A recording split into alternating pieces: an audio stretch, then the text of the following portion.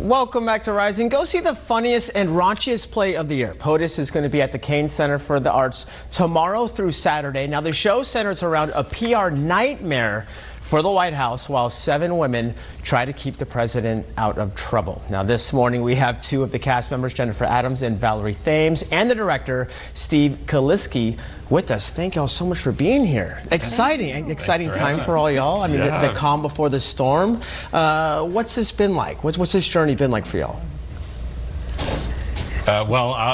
It's been actually several phases to it. Right. We're about to do a few performances at the new Cain Center for the Arts in Cornelius. Before that, we were at the Booth Playhouse in Uptown Charlotte. So we've been working on this. Feels like for months, you know, and these 2, you know, joined at the very beginning. We've had the same cast the whole time, and just a really, really awesome group. Yeah, it's been a lot of fun. This play was obviously on Broadway last year. Yeah. How did you decide to produce this?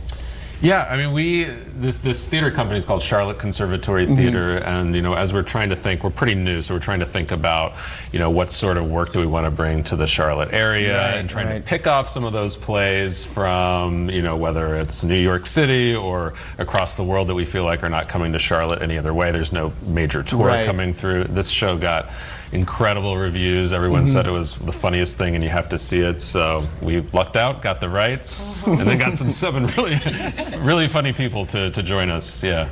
That's awesome. And you play the press secretary. I do, yes. And you play the chief of staff. Yes. So what's that dynamic been like? Well, it's been awesome. You know, me and Valerie get along so well. So I think it really helps the relationship between the 2 characters because we are the closest, I feel like, and we work the closest. 2 characters are the quote-unquote straight men of the play who have the task of being serious. We're 2 that are closest to the president and kind of trying to contain the chaos. So everyone else, we're trying to keep everything afloat. We definitely have to have each other's backs, for sure. So I guess what makes this play kind of so funny and inviting to a larger audience? Like you said, it's been on the grand scale of being in New York and other larger cities. How about here in Charlotte?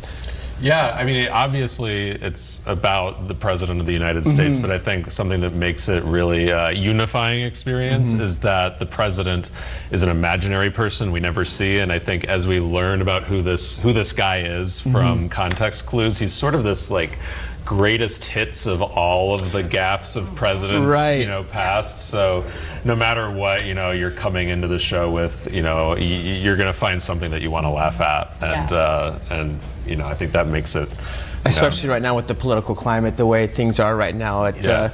I'm sure a lot of people will be laughing out there. That's for sure. A little comic relief is always good. A little comic relief is always good because comedy, especially politics, is almost like religion. Nobody wants to talk about it, you know, but it's always there, right? And you can go see a show where it can make you laugh about it a little bit. And it's an equal opportunity. It doesn't really name one political party. Everyone is up for the joke, so it's not alienating one side. It's everyone and every aspect of politics is made fun of. Equal opportunity offender, I think, is, you know, there we go. So I guess, well, what's the one thing that you want people to know who are considering buying tickets? Is that is it a family affair? Is it something that, hey, go in with an open mind, right? I'm going to say it's not a family affair, although we've had older children, adults and their parents coming. Definitely. But it is, as you said, raunchy. So you might want to leave the kids at home, get a babysitter Be a voting age.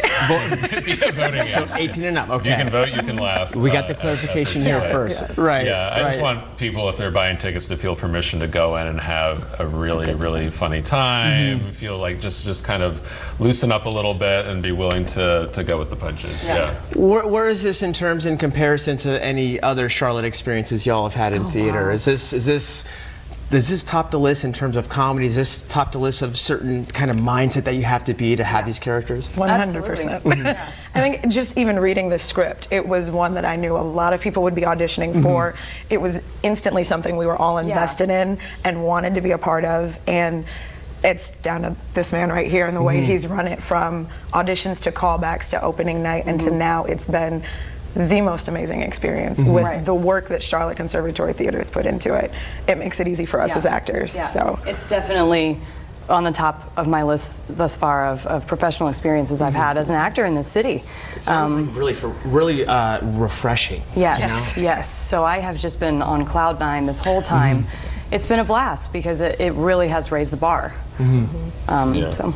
I think it's important to me to find a cast where everybody really gets along and really experiences joy in the work, you know, versus just finding 7 of the most talented or whatever that means people. Like let's look for chemistry. What were those callbacks like? My goodness, right? They were. It was intense, but the second you start seeing them put pieces together and you're like, oh wow, I really want to be on stage with this person, or I really want to say that line, so like, please keep calling me back.